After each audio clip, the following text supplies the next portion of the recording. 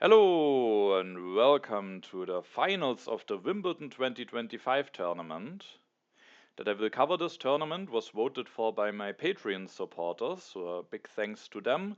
However, in the option for the vote, I actually wrote that I will cover the semi-finals of the Wimbledon tournament, but those semi-finals progressed now that quickly that we are now already at the finals, and so I decided now that I will cover the finals instead of the semi-finals, and I hope that it's a decision that you all can live with.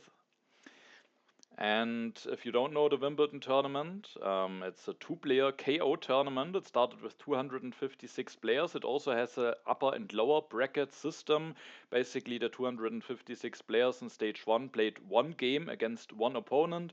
The winners stayed in the upper bracket. The losers went down to the loser bracket. And then, in each round, if you're on the upper bracket with the win, you continue in the upper bracket. With a loss, you go to the lower bracket. If you lose in the lower bracket, then you are eliminated out of the tournament. As you can see, the final is now the 10th stage actually of this tournament, and my turn in this tournament was actually a bit funny because in stage one, I immediately lost a game against Zopfe, a player that I haven't encountered before. And yeah, I immediately went down to the lower bracket, was of course quite unhappy about it. However, from that point on, I managed to win every single game. And stage 8 and stage 9 of the tournament were actually best of three games, but also in those games, I won the first two, and then the third one didn't need to be played. So after that horrible start, I had quite a strong performance, and with that, I made it to the finals. And in those finals, we have the following players now. Five players are left. The finals is the only stage where there is some sort of a group. Before that, it was just duels in KO mode, but now we have a group of five players. Each player will play four games, one game against each opponent, and then at the end, the best player wins the group and the tournament. And as you can see, we have Grotz in the finals, a player who is recently very good, has a very good form. In the last international championship in the master division, he finished with 36 points, has now played in the Grandmaster in both Intermezzo and in the current international championship season for the first time, has just recently won the team championship together with Binky, so he is in great form and currently maybe one of the strongest players out there. We also have PV4, who has been already for a long time playing very consistently on a high level. In the last year's World Championship, he managed to finish second. In this year's World Championship, he again made it to the semifinals. He won the Intermezzo Championship two times. Also has other great achievements that I'm probably not remembering all because the tournament history is getting bigger and bigger. But definitely also one of the top players. And then we have maybe two players who are a bit more of a surprise: Holy 834 and Soldaria.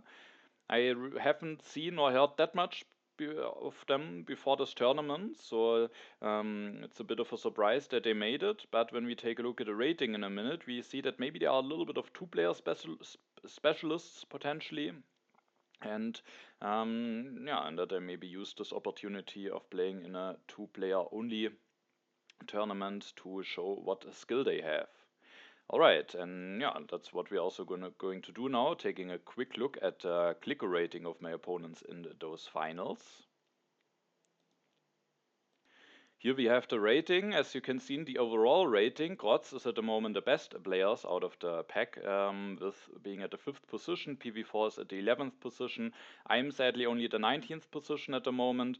Soldaria at the 170th, and Holy is at the 278th position of the overall rating. However, the Wimbledon tournament is of course a pure two-player tournament, so it of course makes a lot of sense to take a look at the two-player ratings. And this rating is looking a little bit better for me. I'm actually still the highest rated player in two-player games. For some reason, that player count is going very well for me.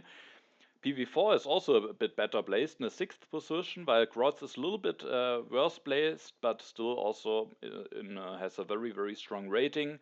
And then both Soldaria and Holy are a lot higher placed than in the overall rating. So it could indeed be that maybe those are a little bit of two-player specialists or just had their best performances so far in this player count. And yeah, now you have an overview over the group, and in the first game of the finals that we are going to take a look at today, I will be playing against PV4, and now without further ado, we are going to take a look at the game. In this game, I'm playing in the second position, and first of all, we can take a look at the leaders and wonders. And I do think there's quite a bit of culture synergy in the game. We have the Hollywood and the Internet in H3. There's Marlene Dietrich and Chaplin, also Pierre, who can work nicely with the Internet, Sid Meier as well. We also have Steve Jobs and Marie Curie as some lab leaders. Manhattan Project and Redress are there. In H2, we have Bach and Shakespeare, so two of the very big culture leaders from H2 are in the game. We also have Maria Theresa together with the Ocean Liner service, Railroad and Watt, even though that combination is not that relevant in two-player games. Napoleon is maybe a counter towards military-heavy play, and Newton to maybe go for a big economical play. Then in H1 we have St. Peter's Basilica and Forbidden City, so the two happy face solution wonders. We have the Silk Road. We have both Gutenberg and Leonardo da Vinci, who could maybe help to set up some printing presses for Shakespeare. We have both of the military action leaders with Joan of Arc and Jan Žižka. There's Michelangelo together with the St. Peter's Basilica, which maybe can be interesting, and then also Eleanor is a nice transitional leader, and also maybe for some nice culture generation. Also the Acropolis is in the game, which is of course always relevant in two-player games, especially when there is such a culture payoff later on in the game. PV4 is playing the first position. He maybe doesn't have the greatest options to choose from. At the end decides to go for Cleopatra, just getting maybe some solid economical value. I think for my part, the decision is relatively clear what I have to do here. Of course, I could maybe take a combination of cards from the first row here, but all of those cards are not really that great. I don't like Alex and Caesar too much, and there is the Acropolis for me to take. With PV4 having committed to Cleopatra, will get Hippocrates at the next turn. There's even a chance that Hammurabi might be revealed, so I don't think there's anything better than taking the Acropolis here. Then it's PV4's turn. First of all, H1 starts. He will go for Cleo, builds the second lab. Doesn't take the Hanging Gardens, instead probably wants to go for the Rome Roads at the next turn, and with taking the Ridgeland here at the next turn can build the third mine while also building the first step of the Rome Roads if he wants to. He lets the Engineering Genius stay on two civil actions for me. At my turn I had to face the decision on whether I want to go for Hammurabi or Hippocrates. Hippocrates is available for a civil action cheaper. Hammurabi is of course generally quite strong, and the additional civil action will make up, or he will give that additional civil action back immediately at the same turn, and from the next turn on I will have his benefits basically. And normally when you get him now for one civil action, you just get HA yellow card anyway, so I think Hammurabi, it can often be fine to take him for two civil actions, also what I'm doing now. However, one thing I needed to consider, and that is that Leonardo is coming down the row, and of course it could be interesting to maybe go for Hippocrates, take Leonardo at the next turn, and then either go into alchemy or printing presses, collect those tokens, and then very quickly get a strong H1 leader going. Because of that I did consider going for Leonardo here. But the thing is, when I go for Hippocrates, it is very likely that Leonardo will then stay on two civil actions for me, and it will be a bit of an investment. Also, if I go now for Hammurabi instead of Hippocrates, it's guaranteed that I will get the iron for one if PV4 doesn't take it, while if I go for Hippocrates, PV4 has the option to let it stay on two, maybe just go for Rome Roads and Engineering Genius or something. Now he has to take the iron for two if he doesn't want to let it have me for one. And with all of that, and Hammurabi just being quite a strong leader and me not committing to Leonardo, I decided to go for Hammurabi here, build a mine and increase my population. Now I was interested to see whether PV4 will be willing to take the iron for two here. He starts by going for the Rome Roads, builds the step of the Rome Roads, and is then indeed willing to take the iron for two. Could have built maybe a mine, taken the Engineering Genius or something, but for the Engineering Genius he doesn't have a fitting wonder now that he built the first step of the Rome Roads, and I think it's probably good to take this early iron away, and with not having committed to a third mine, he maybe has the chance to build a third mine directly as an iron mine at some point, and at the next turn can maybe start going for iron while also continue to build the Rome Roads with Cleopatra. Now this is my turn, and as you can see, even though I didn't go for Hippocrates, I decided to go for Leonardo now. However, now that I've gone for Hammurabi, I can take him for one civil action instead of having to reach out for him for two. And the reason why I was willing to grab Leonardo here is, first of all, he's of course generally quite a strong leader. And as you can see, there's a printing press coming down the row. And I thought if I let this printing press stay on two civil actions for PV4, it will be a bit costly for him to deny it, and either he has to pay a big price to deny it, or he just lets me have the printing press, but then I can make a very smooth transition into them. I don't commit to the second lab this turn. I can then just start building printing presses, get a boost with Leonardo, and have a very nice setup for Shakespeare. So I thought with that, I kind of want to take Leonardo. If PV4 takes the printing presses away, as said, at least he has to pay a price. And also is another copy of printing presses in the deck. There are two copies of alchemy, so I'm basically guaranteed to get Leonardo's science bonus at some point. So with that, I was willing to go for Leonardo here, just getting a strong leader for one civil action. Then I also decided that I really want to have the Masonry here. I think the Masonry is just a very strong technology, especially in two-player games. Also, there are some very interesting wonders for the Masonry in the game. Forbidden City, Silk Road, also Ocean Liner Service and Railroad in H2. So there's the potential to save quite a bunch of civil actions and also just save a bunch of resources with building those culture buildings that you normally build in a two-player game. So I really wanted to secure that copy for myself. So not certain whether PV4 would have taken it, but I think there's a good chance he might have actually taken it. And maybe he would then not go for the printing press, or it makes it maybe less likely, but I just wanted to secure that copy for myself. Then it was a bit awkward because I don't want to take too many of those yellow cards. I also don't want to take the Frugality, which normally would be a card that I would heavily consider here, as more food means more population, means more possibilities for urban buildings for those culture leaders. But if I take the Frugality here, the printing press falls down to one civil action for PV4, which makes it a lot easier for him to take that printing press away from me. So I rather wanted to take only cards from here, but I didn't really want to invest two civil actions into that. And normally in such a situation I would just build a step of the Acropolis, but the thing is I have taken the Masonry now, and ideally I can just build those two steps with one civil action anyway. And with all of that, I at the end actually decided to already increase my population. I go very early into consumption, something that I normally don't really like that much. But here I just thought it could be worth it being a civil action ahead, and then I took only one of those yellow cards, and that one yellow card is the Urban Growth.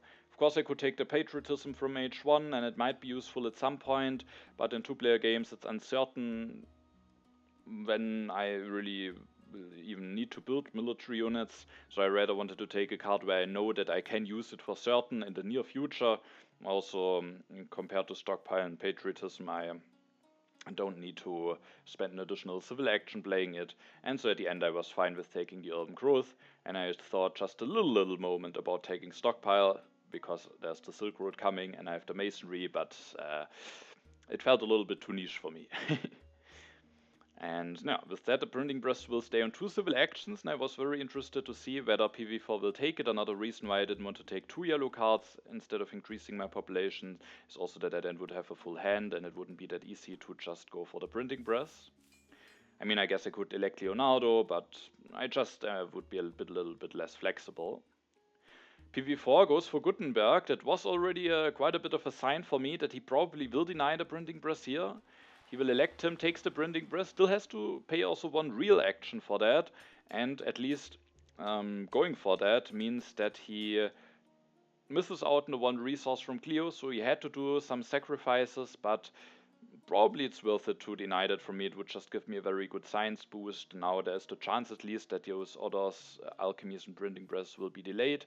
And like this PV4 has Gutenberg, who can be quite a strong leader in two-player games, can develop the printing press at the next turn while maybe finishing the Rome roads, and then from the next turn on, maybe you start building printing presses with the additional yellow token from the Rome roads. He might have enough population to put two into printing presses very quickly. Now it's my turn. As you can see, I actually seed a call to arms into the deck. Of course, it's not really that certain if I will have the strength lead, but the thing is I have the Acropolis. Games sometimes tend to be very peaceful. Sometimes the one strength from the Acropolis is just the strength that makes the difference at the end, and with that I was willing to take the risk of seeding the call to arms into the deck here. The event revealed is the development of politics, giving me some more events and also a tactic that I can use. This turn was also a little bit tricky, and I had to think about in which direction do I want to go in this game, because there are quite a bunch of interesting cards. There's an irrigation, an important technology in two-player games. There's a second copy coming down the road. If I don't take that now, there's a chance that it maybe could be taken away. There are both copies of Swordsman. There is a copy of Monarchy with the Acropolis. Of course, that would be a very strong technology to have. There's an Alchemy that I might be able to go for with Leonardo. And there are also two wonders coming down the road, which I very nicely am able to build thanks to the Masonry, the Silk Road, and the Forbidden City. And now, so the question was, what direction do I aim towards? First, I thought that I probably want to take the Monarchy. Getting additional civil actions in two-player games is just quite important. But if I also want to develop the Masonry, I'm just very low on science. Next, I probably want to go for either Printing Press or Alchemy with Leonardo, and then the Monarchy will be very late anyway. And also PV4 isn't really in a position to go for the Monarchy in the near future, so I thought maybe it's fine here to not take the Monarchy, which then opens up the door to go for the Silk Road at the next turn, which I thought could be nice. I thought about going for Monarchy, maybe then planning rather with the Forbidden City, and I do think going for the Forbidden City could also be a fine plan here. But I just thought that maybe the Silk Road could be what I prefer here. It gives me some culture production, and just together with hopefully some science production that I will soon get from Leonardo gives me even more science production. I can develop more techs and hopefully will have a fine position, and maybe then once I hopefully get some more civil actions with the science that I spend, I can also play some yellow cards. I do think both wonders could be a fine plan towards the next turn, and I could set myself up nicely with them, but I slightly favored the Silk Road here. And now, then there's also the question, do I want to develop the Masonry? Because if I spend that science now, it could take quite a while until I have the science again to go for the Alchemy or the Printing Press.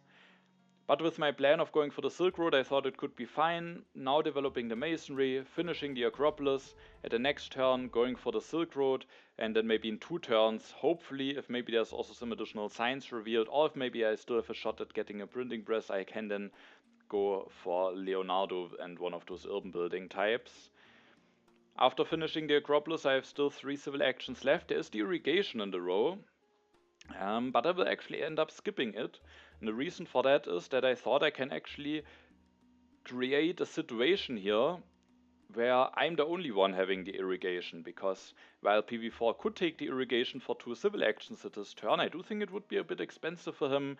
There's the Monarchy which he could take. He probably also just wants to finish the Rome roads, so I felt like in this position he probably doesn't want to take it for 2.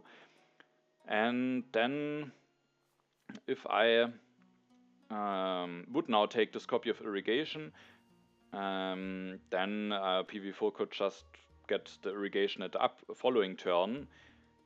But now that I don't take the irrigation, I can at the next turn, if I find the civil actions, take the irrigation away and maybe open up the door to creating some potential food shortages for PV4. So I thought here it's better to not take the irrigation. If PV4 should deny it, there's at least Ocean Liner Service and selective breeding, so hopefully I will find a way to solve my food issues.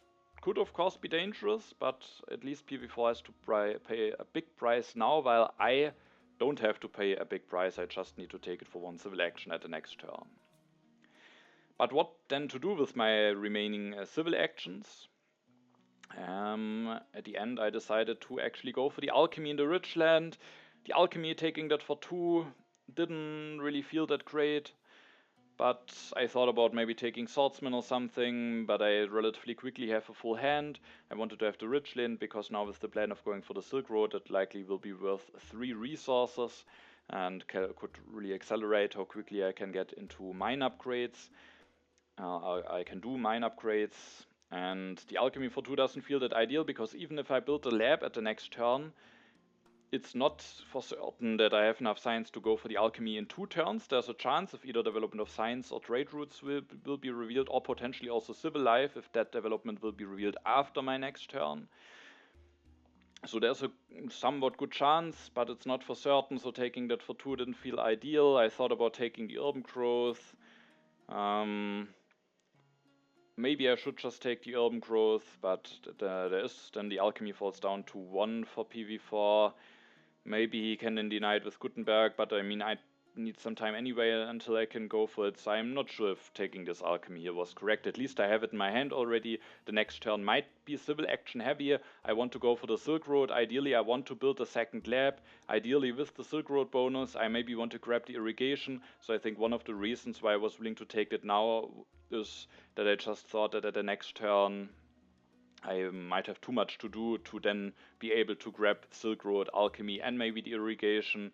So at the end I just took it in hand already and then took the rich land, which I will be able to use with the Silk Road bonus. I keep the Barbarians in the fighting band because of Gutenberg. There's a chance that PV4 might have the culture lead for some turns. PV4 seeds, the development of settlement is revealed, so we both have access to more population. Thanks to finishing the Roman roads, PV4 will stay out of consumption despite the development of settlement being revealed. He uses Gutenberg to develop the printing press and he will be then the one who grabs the urban growth. That means, however, that he for certain will miss out on the irrigation. Now it's my turn. I see the Barbarians into the deck. And the development of trade routes are revealed, which I was happy to see. On one hand, happy to see because it means that if I build a second lab now, I have enough science to go for alchemy. So that part of I was happy to see. The thing that I didn't like that much is that it actually causes some corruption issues for me, but I still wanted to push, and I maybe can be somewhat somewhat fine solutions to get out of corruption. So I will go for the Silk Road here. Again, I could have gone for the Forbidden City, but I have now 2 yellow cards already in hand. It's a bit cheaper to go for the Silk Road resource cost wise, and so I decided to take the Silk Road here. And if I build the first step, I can then use the urban growth with the Silk Road bonus to build that lab. And I could have maybe also waited and used that later on when I go for the alchemy, but then again I have some hand space issues. I kind of wanted to take a card in hand here. Maybe I could be fine with building the lab here and then increasing my population, which I also considered now because that would just prevent corruption, but I thought that it could just be a bit more pleasant to play for me if I get this copy of irrigation, because for now my civil action situation seems quite fine because I have Hammurabi, but as soon as I lose him I'm stuck on 4 civil actions. The monarchy is gone. As you can see, I don't take the code of laws, something that I certainly considered, but with both me and PV4 for the moment being quite low in science, I let it be on the row, even though PV4 with building a printing press can already go for it in 2 turns. I didn't feel great about that, but I wasn't willing to take it for 2 here, which means I am going for a bit of a gamble here. If the H2 government forms aren't revealed at a good time for me, I could have some issues. But with me doing that gamble and knowing that I will be maybe playing on 4 civil actions for a while longer, I decided that I kind of want to have the irrigation here, because needing a government form, also I still need to get into iron, and then also maybe needing to grab something like selective breeding for 3 or really needing to fight for ocean liner service could be a bit too much, and just having that in hand means that I maybe have less issues to solve later on and can just go for that irrigation if I want to. I also thought about a breakthrough. The additional science could also be quite valuable. I could just take the breakthrough here instead of the irrigation, but I at the end thought it could just be too important to have the irrigation here, and so I built a warrior to get out of corruption. As said, I also considered increasing my populations to then not have to build this warrior. But I thought maybe it's also not too bad. I see the 2 strength events in there, and now I built this warrior to get out of corruption, so I can increase my strength by a little bit without PV4 maybe being too suspicious about me having seeded strength events, so maybe that's not even too bad here. Now it's PV4's turn. He upgrades a mine. He can build a printing press for 3 with the urban growth. With that he has enough science to go for the Code of Laws at the next turn. He actually takes the alchemy in hand so that he has further Gutenberg activations at the upcoming turns. Also takes the breakthrough in hand. He's actually willing to take some food corruption here, but he is still out of consumption, so that's not too bad. My turn, I thought about pushing because I kind of wanted the deck to flip so that the strength events can maybe be revealed. but I just felt like I don't really have the time to fix my happy faces in the next turns, and that rebellion could just heavily backfire, especially with me being on 4 civil actions. I wasn't willing to put that into the deck. I will start my turn by increasing my population so that I can spend 1 civil action before I then go for Leonardo using the military action of Hammurabi so that I get 1 civil action back. I then, thanks to the development of trade routes being revealed at the turn before, can go for 1, even for 2 alchemy upgrades, going up to 5 science production. Being able to go up to 5 science production allows me to go for the iron at the next turn, and thanks to the rich land I can even go for 2 iron upgrades at the next turn. So the development of trade routes being revealed at the turn before really allows myself now to start snowballing. If I would have to delay the alchemies by another turn, that would have been quite bad. So I was again really happy that the development of trade routes have been revealed at the turn before. And then I have 1 civil action left, and I decided to just secure myself a copy of knights. The swordsmen are already gone, and it could just be fine to have those in hand, even though I think I would also be fine with just skipping them, but there isn't really anything else to do. I will then reveal the fighting band tactic to maybe have more draws in H2 and going up to 4 strength. PV4 will this turn develop the Code of Laws, increases his population 2 times, can again use Gutenberg to build another printing press, upgrades his last mine just using the rich land A before the end of the age, increases his population and ends his turn. He also has quite a strong setup here, fully upgraded iron mines. He's now playing on 5 with Gutenberg even on 6 civil actions, has 2 printing presses already, is generating a culture lead, is set up for Shakespeare. So I was a bit worried and thought my position could be a bit tricky. At least for the moment I have a bit of a strength lead, and with PV4 having heavily committed into printing presses, I thought there's a good chance that I will stay with a strength lead for a while, so I can maybe punish PV4 a little bit by events, and then it might just be one of those 2-player games where it could be very relevant when the government forms are revealed. We both really need an H2 government form, I especially with being on 4 civil actions, and whoever gets one first could be at an advantage here. H2 starts. I again didn't want to push the rebellion into the deck, and this turn I go for the iron here.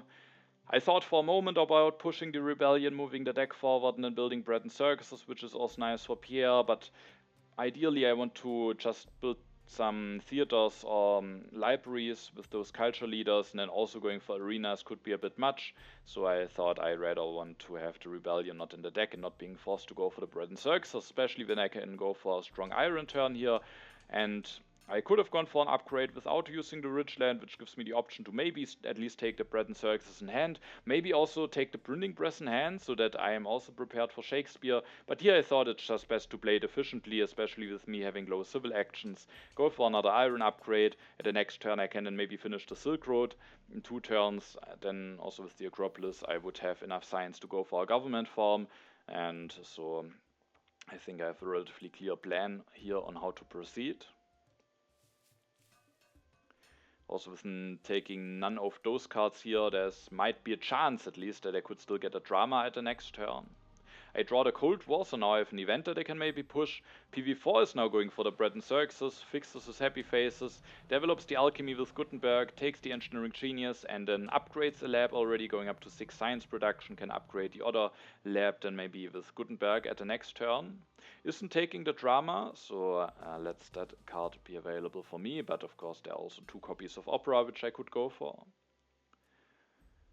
Now it is my turn. I decided to push the Cold War now. Of course it's a bit uncertain whether I will be able to win this, but I was just willing to take the risk here. And then the development of planning is revealed. The options for that are the development of crafts, civil life and markets, and especially in my position with only being on 4 civil actions, I chose the development of civil life here, which allows me to save science with developing this irrigation. And it also allows me that after finishing the Silk Road, I have enough civil actions left now with the irrigation already developed, and thanks also to scoring 1 resource with Leonardo when developing that irrigation, I can go for 1 food upgrade and I can take the drama in hand.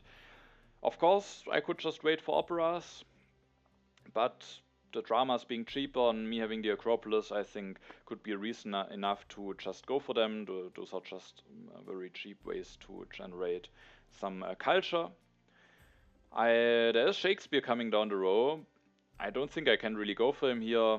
If I take journalisms to be set up for Shakespeare, PV4 takes Shakespeare. If I take Shakespeare, PV4 takes journalism, so I definitely can't Shakespeare work myself. And then I think it's a lot better to just wait for Bach. But I let Shakespeare stay on 3, and with the journalisms being in the row, PV4 maybe has to do some expensive stuff to get him going, because he either needs to deny the journalism or just take Shakespeare for 3 here, which could be a bit expensive. Also, the cannons will stay on 2 civil actions with me not touching the row. And now, the downside of developing the irrigation is that in case the Conmon will be available for me at the next turn, I'm lacking 1 science, even with the Acropolis discount, to just take and develop it. But the Republic I would be able to develop, and I just thought it could be strong to already get a little bit of food production going. I draw the refugees, so another strength event. PV4 seeds, and sadly the other reds revealed. It's relatively similar what we lose, but having done the food upgrade at the turn before was now not that beneficial for me. PV4 uses Gutenberg to upgrade a lab, and then he is just going all for it. He takes Opera in hand, he takes Shakespeare in hand, and then he, as soon as he wants to, can start going for some pairs and increasing his culture lead even more. Now it is my turn. I decided to push the refugees, which of course could again backfire, but PV4 again might be inclined to go for something peaceful with having now taken Shakespeare. The call to arms are revealed, so PV4 will now lose some civil actions that could potentially be quite relevant. If a government form drops to the 3 civil action area at his next turn, now he can't take and develop it, which would be quite bad for him. So that call to arms, there's the potential that it could be quite costly for him. I this turn will go for 1 food upgrade. I just want to get more population going quickly, like this in 2 turns. At least I will get 1 more population out. First, I thought that I will just very naturally go for 1 food upgrade, go for 1 iron upgrade, finish the upgrades of my economy. But I do think that would be the wrong decision here, and instead I actually developed a drama and built 1 already. First of all, we are playing a 2-player game. So setting up some culture production early can be quite strong, and it's 2 culture compared to 1 resource more. So alone with that, it could already be the better choice. But the thing is also that I'm hoping here to get a government form at the next turn. And if a government form is available for 3 civil actions for me at the next turn, then I can just take and develop it. I can't build an urban building before. Meaning that having built this drama, there is the chance that it will actually also generate me some economical benefits with potentially saving me a science. So I thought with that, building the drama should clearly be better. And while, of course, you could say I should wait with developing it until I have maybe Bach, first of all, the culture production would get quite delayed. And also I wasn't really certain what else I would do with my turn. I mean, I could do some stuff. But I decided that I rather want to spend my civil actions like that. And with the last civil action, I will actually take the journalism. So I actually skipped this copy of cannons, take the journalism. Skipping this copy of cannons has again the reason behind it that I thought I can set up a situation here where I'm the only one having the cannons. Because now PV4 needs to take them for 2. Of course, I would then miss out on them. It could backfire. But for now, I haven't drawn a tactic with cannons anyway. I don't know how much I need them. And the thing is, PV4 has now just lost some civil actions to the call to arms. It would be quite costly for him to spend 2 civil actions in taking the cannons, especially if there might be some strong cards revealed that he needs to take, like a government form. And with that, I thought maybe I can just pick again the cannons for 1 civil action at the next turn and then make sure that I'm the only one having those. And also, if I don't take the journalism, PV4 has just an easy activation with Gutenberg, potentially even more activations if he wants to keep him, or he can just take the journalism, go for Shakespeare, maybe build an opera or something, so it just scores him 2 culture, gives him the journalism as an option for later on, while I now have the journalisms available as an option for myself, just a way how I can further increase my culture production in case I should need it.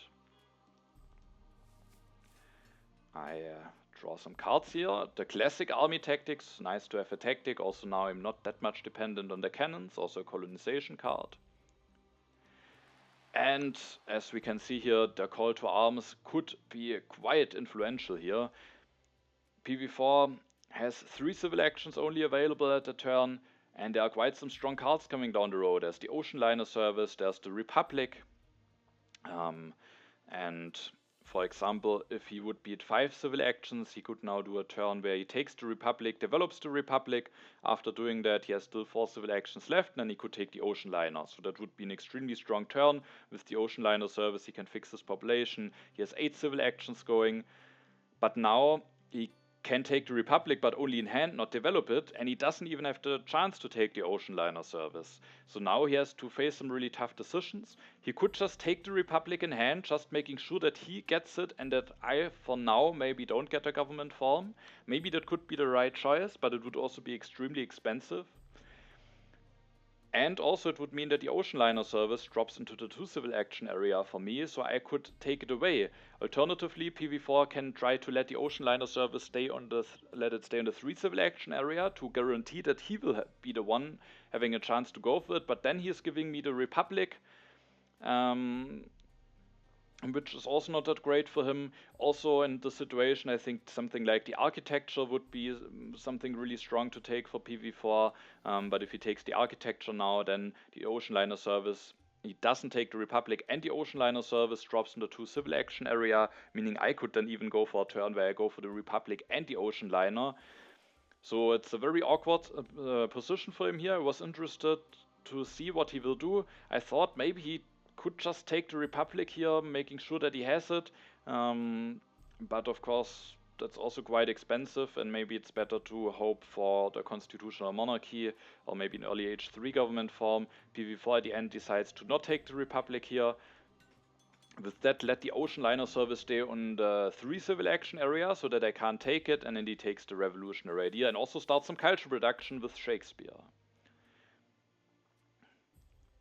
Now it's my turn, and I again wasn't willing to push the rebellion here, and of course now I need to take the Republic, and I, thanks to having built a drama, can now make my discount even bigger, because now I can build even another drama, then go for the Republic for a price of only 7 science, which is quite strong. I have now 7 civil actions. I was very happy to get my government form going. However, I don't have enough civil actions left to take the Ocean Liner Service here. Then the question is again what to do with the remaining 3 civil actions. I thought I definitely want to upgrade my mine, just doing that now. I could of course take that copy of cannons, but there's some downsides to it now, because it would mean that the Ocean Liner Service actually drops to 1 civil action for PV4, and I thought it could make a difference for him. Even if it stays in the 2 civil action area, PV4 could take and develop the Conmon and take the Ocean Liner Service, but he couldn't do anything else then. And maybe if there's some other important cards available, he needs to take the Ocean Liner and then can't do that much else, so I thought it could be relevant letting the Ocean Liner Service stay on 2 civil actions, or in the 2 civil action area here for him. And with that I was actually willing to give him the cannons here. In case the Conmon drops, he can't go for Conmon, Ocean Liner and cannons. And also I at least have the classic army tactic, so I can still hope to get Rifleman and Cavalryman, and instead I actually just took the rich land. Of course the question is what to do with it, but my plan was to build a 3rd farm at the next turn. I can do it for free with the Silk Road bonus, and I thought it might still be early enough. And then I took the navigation, which is maybe not that clearly a nice technology, but it could be fine with my good science production, and I didn't find anything else that I wanted to do. Maybe I could just take the cannons here, but I thought it could be very relevant to let the Ocean Liner Service stay on 3 civil actions here. Also taking another card from the row could increases the chances that PV4 could get the Conmon at his next turn. I keep the tactic in the colonization card. I draw another colonization card in the Independence Declaration event that I can push. PV4 takes the Ocean Liner Service here. If it would have fallen down to the 1 civil action area, I could have taken it and the strategy.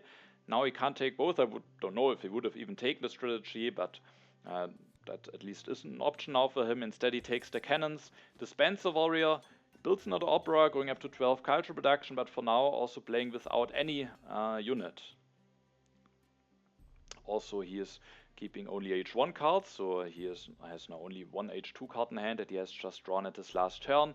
At my turn I can push the Independence Declaration. I know what is on top, the Barbarians. The next event will be the Cold War. PV4 will now lose a population, which is somewhat annoying for him. At least the next turn he will then be able to finish the Ocean Liner, but nonetheless I do think that population loss will hurt him. I this turn definitely wanted to go for the strategy. That's an important technology for me to have, with being on Republic. Then, as said, I also kind of wanted to build a third farm. I could, of course, already build another drama, but I thought I might end up being in low population, and I wanted to make sure that I have a steady population income for the rest of the game. And also now I have already taken that rich land, so I think it just makes sense to build a third farm. With that, I have still 3 civil actions left. I for a moment thought, do I really want to develop the strategy? Do I maybe rather want to go for taking and developing the justice system? But I just, at the end, thought it could be nice to go for the strategy. If PV4 hasn't any defense cards in hand, he might be afraid of potential aggressions from me. Also, I will draw 1 more card, making it more likely that I can push it my next turn and maybe reveal the Cold War. So I thought it's just fine to develop the strategy here. And with the last 2 civil actions, I actually took that copy of Cavalryman and the Organized Religion. I think Cavalryman makes sense, having the technology in hand, not having to commit to the Knights, and also denying that from PV4, so that he is limited on his tactic options. Then, with my last civil action, I took the Organized Religion, a decision that I was not too happy about. I thought about still taking the justice system, but then there are even more cards revealed, making it even more likely that a Conmon will be revealed for PV4. And also the team spots would be discarded, meaning that I don't get the Organized Religion, team spots will be discarded, and then I'm playing without a Happy Face solution. There's of course Marlene and Chaplin in the game, maybe I could just wait for them, but I felt like maybe it could be safer to at least have a Happy Face solution in hand. Before taking the Organized Religion, thought about just taking the Efficient upgrade, because I thought with those leaders in there I might be fine without any Happy Face solution. And I would still have a chance to get a team sports, but I just didn't know if I will find the time to go for the Efficient upgrade. It's completely unclear, and like this, I at least don't necessarily have to take the team sports, which of course could be a nice technology with Pierre in the game, but I just have my Happy Face solution, and if I have more, or if I have better ways to spend my civil actions at the next turn, then I don't necessarily need to grab a Happy Face solution at the next turn. I draw some cards here, 2 colonies and another colonization card. I was hoping that PV4 might not push now, so that they can put one of those colonies in the next deck and then maybe win those with those many colonization cards. But PV4 pushes here his H2 card, the Cold War is revealed, so I gain 6 additional signs. That worked out quite nicely. PV4 finishes the Ocean Liner service, develops the cannons, builds one. Again, he has no H2 card in hand for now, so he doesn't know whether he will be able to use that for tactic, and then that's his full turn. I do think it makes sense for him to finish the Ocean Liner, and then he probably needs to be careful about not getting hit by an aggression. Now it's my turn, I'm the strongest, refugees are in the deck, so I just wanted to push, and I was also hoping that maybe I have a good chance to win the inhabited territory later on. The migration is revealed, so there's no refugees yet, but at least I hit this while I have no unhappy face, which at one of the following turns could happen. This turn I definitely want to go for Bach. I can now get the civil action back, and I just want to get the culture production going as quickly as possible. And I also decided here to go for the denial. I deny the constitutional monarchy here from PV4. Not necessarily because of the civil action that PV4 would get.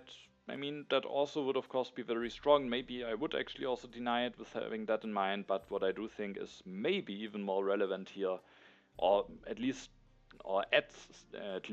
even more relevance, is that with denying the government form, I am locking PV4 down at the moment on an urban building limit of 2. If I let him have the Conmon, he not only gets a civil action boost, but also gets the chance to build a third pair very quickly.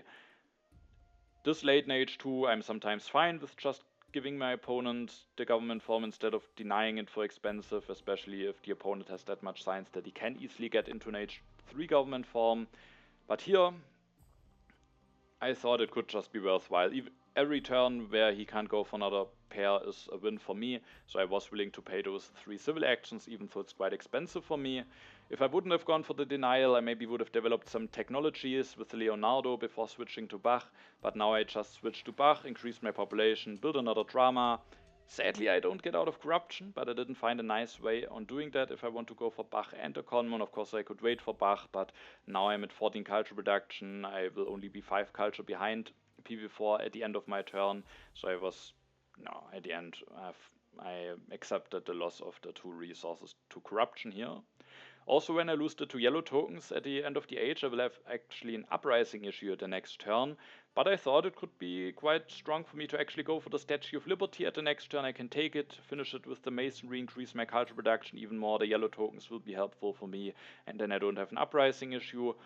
If the Statue of Liberty should be taken away, which I thought would be expensive for PV4 to do, and then I can maybe just disband a warrior and build a 4th drama or something, and also be fine. I keep the tactic in all of my colonization cards. I draw even another colonization card and also the freedom of movement. PV4 increases his population. He builds a cannon. And he actually has the fortifications tactic here that I was not too happy to see.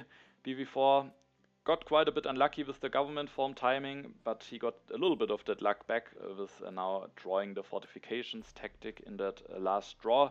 I mean, he of course had also some H2 draws before that he would be able to keep if it would have been the fortifications tactic, but I of course was not happy to see him committing to cannons at the turn before and now getting the tactic. But no, he could have drawn it before it, and also he was the one getting unlucky with the government formed timing, so I guess it somewhat balances itself out. Arguably the government form timing is even more important though. And then PV4 will take the Statue of Liberty actually away and place the revolutionary idea. Could have maybe also taken Way for Patriotism. Interesting that he doesn't want to have those cards. But I guess playing a civil action efficient could also be fine. The Statue of Liberty is an interesting decision. I do think there are certainly some denial parts involved in the decision, because at the next turn he doesn't have enough resources to finish it, meaning it will get quite late. And he has already the Ocean Liner service. He will not get a selective breeding, and the Statue of Liberty might actually help him against potential uprising issues. Also, of course, at this point he's hoping towards getting an H3 government form quickly, and then the Statue of Liberty also produces some 3 additional cultures. So I do think it's actually not too bad for him, even if when he finishes it late. But I do think if I wouldn't be in a position where I can just where going for the statue would be extremely strong for me, PV4 might do something different, so I do think there's some hate drafting involved here. PV4 now loses his 2 H1 cards, meaning he has actually no military cards in hand for now. I this turn will go for the civil service. I thought about some different turns. I thought about taking and finishing railroad, but it didn't feel too great. I thought generally about some other turns, but I have a lot of signs, and I do think getting quickly up to 9 civil actions is just extremely strong for me. So I take and develop the civil service. I will disband a warrior, build a drama. Thanks to the blue tokens of the civil service, I'm actually out of corruption now. I'm going up to 17 culture reduction, which is quite strong. Building that 4th drama is possible thanks to the Acropolis. And then I have 4 civil actions left. I could potentially still take the railroad, but it will be late. I could block myself from something like the Hollywood, so I didn't want to do that. And instead I just took some yellow cards here, and at the end I took the reserves, breakthrough, and even another breakthrough. The reserves I thought I could maybe use for food and to get even another population out quickly.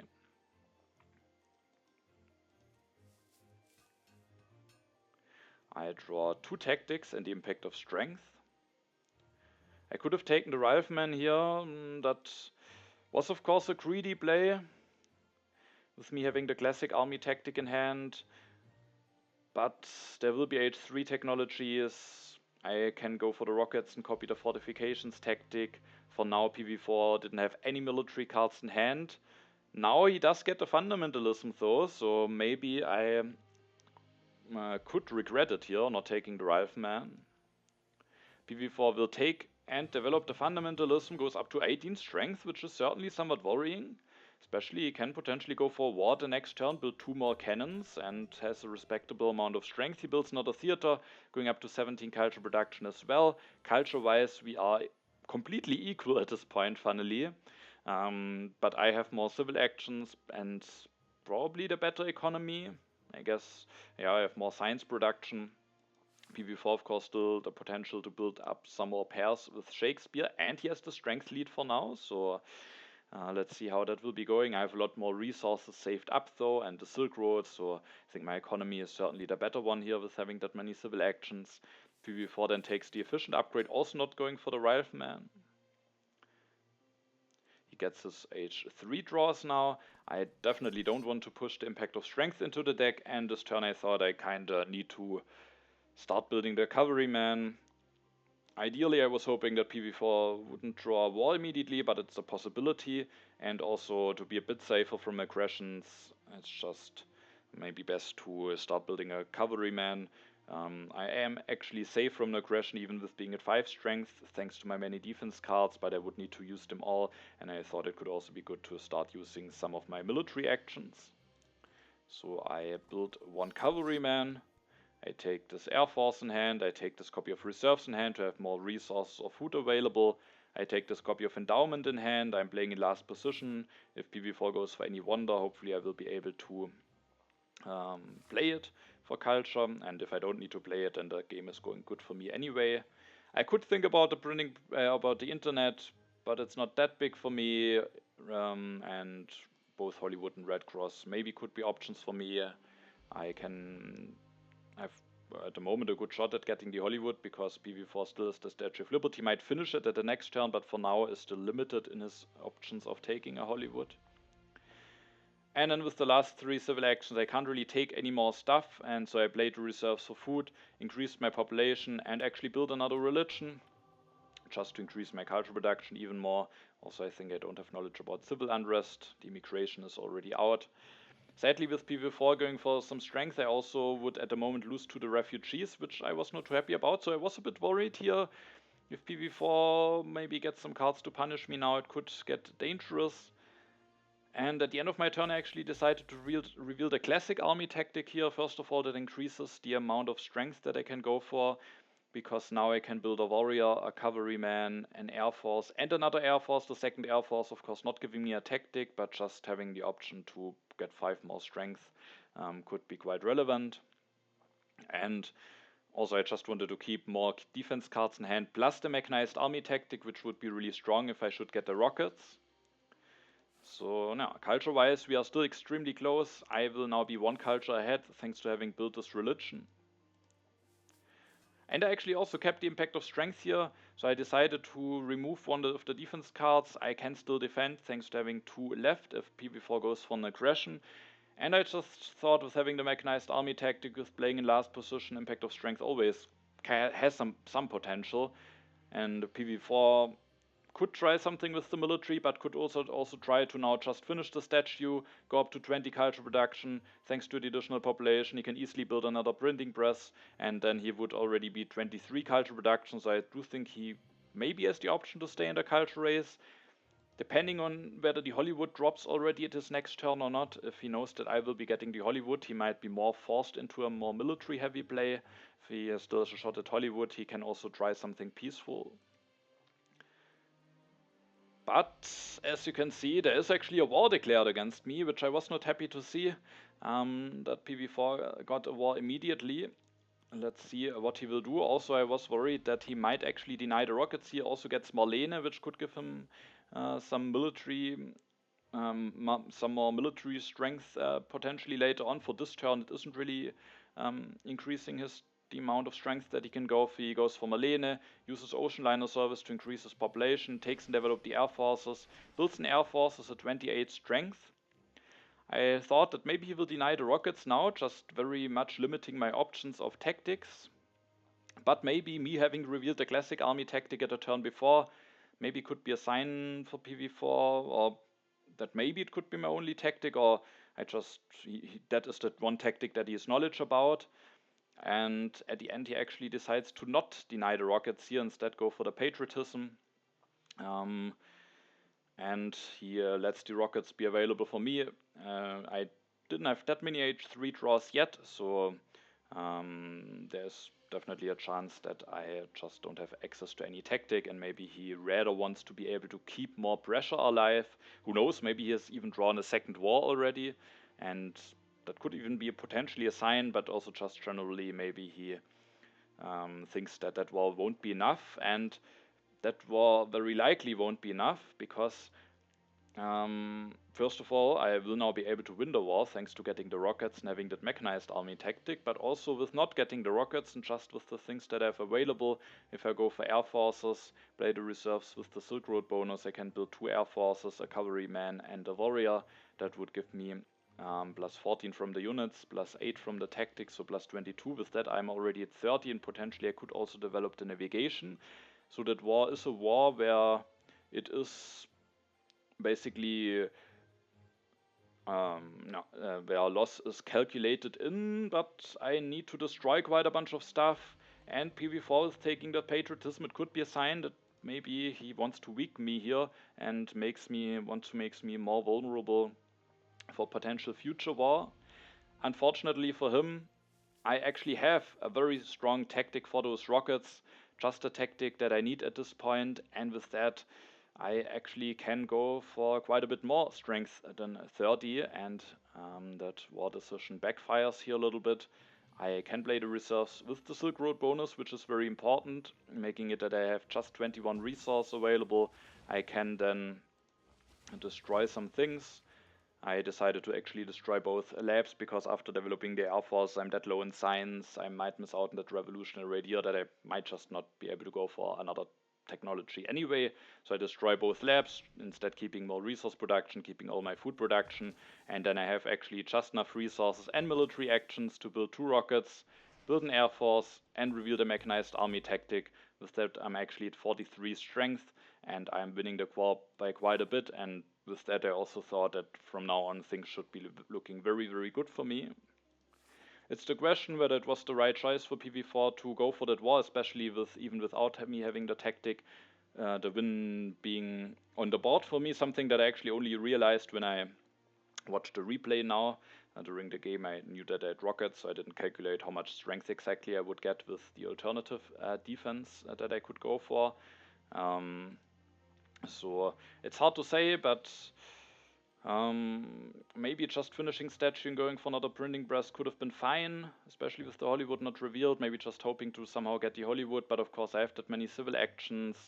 I might just be able to build up towards some impacts. I can take the Hollywood a lot easier. If I don't get the Hollywood, maybe I can set myself up for Red Cross. Maybe PV4 just thought he had to take this game into a military heavy direction, and if I don't have the access to this tactic, I would have to go for quite a bit of destruction in order to win the war, and could then maybe be vulnerable for a potential follow-up war. With my last civil action I will take the reserves. Those resources or food will be very helpful for me. Now I will steal quite a bunch of culture from PV4, so I felt like things are looking very good for me. PV4 seeds opens the independence declaration, but no colonies have been revealed so far in this game. He will increase his population, finishes the statue, increases his culture production like that, plays the patriotism, builds another cannon, switches to Marlene, goes up to 36 strength, takes the military build up, the revolutionary idea, and the military theory, and with that he is actually quite threatening again for the next turn. Because with the military build-up that he can use, he can, for example, build maybe with 14 resources, build an air force, another cannon, or just 2 air forces or something, and get more tactics. And thanks to revolutionary radial military theory, can also get that going. So with me not having the most resource saved up and it being quite expensive to go for another tactic, I actually have to be still quite a bit careful here. And as you can see, the last copy of reserves is not revealed, which was also to be expected, meaning that I have to work with the resources that I'm having in hand, and I just kept all of my resources played towards a big final culture push, and I can't do that much about preparing against the war. potentially I could delete some military or copy to another tactic to make it that PV4 can't use the military build-up. Maybe that could actually be a very clever play here. But I didn't really think about it, and it would maybe also be a bit awkward, because if I lose the tactic, then I'm vulnerable to an aggression.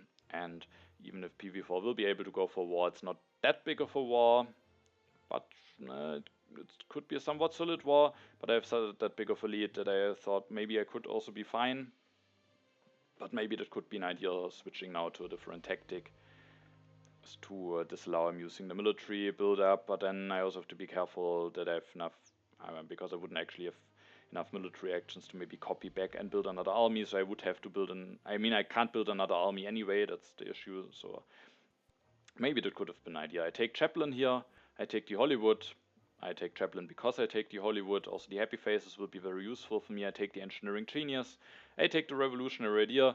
That just increases my strength potential by a bit, because one of the cards that is still in the deck is the Satellite. So with the Revolutionary Idea I might have the chance to develop that. And then with the last civil action I increased my population, just not spending any resources.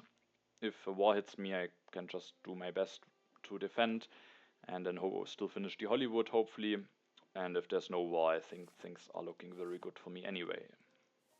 But I, despite from maybe copying to another tactic, could also not have done that much, I think, to prepare better for the military here. PV4 has actually another war available, goes for that war over culture, plays the military build-up, goes for the military theory. And here we can see that if I wouldn't have had the mechanized army tactic, maybe his plan could have actually worked.